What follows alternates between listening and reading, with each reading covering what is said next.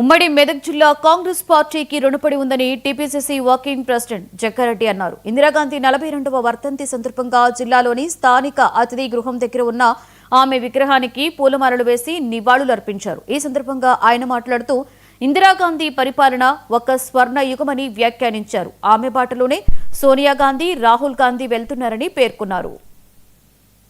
ఇందిరాగాంధీ గారి యొక్క 42వ వర్ధంతి సంగారెడ్డిలో ఇందిరాగాంధీ గారి యొక్క స్టాచ్యూ దగ్గర వారి శ్రద్ధాంజలి ఘటిస్తూ మరి ఇందిరాగాంధీ గారు ఆ రోజు దేశ ప్రజలకు, భారతదేశ ప్రజలకు కోసమై బలిదానం కాబడ్డ సంగతి యావత్ ప్రపంచానికి తెలుసు.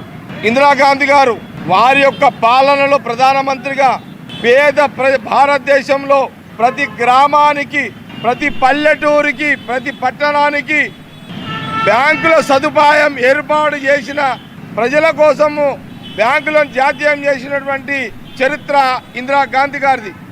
ఇదొక చరిత్ర ఇందిరాగాంధీ గారిది. ఇలాంటి చరిత్ర, ఇలాంటి పరిపాలన, ఇలాంటి నిర్ణయాలు ఒక ఇందిరాగాంధీ ప్రధానమంత్రిగా చేసిన చరిత్ర ఈనాటి ప్రధానమంత్రులు చేయలేని పరిస్థితి. చరణ మంత్రి ఇస్తాడు.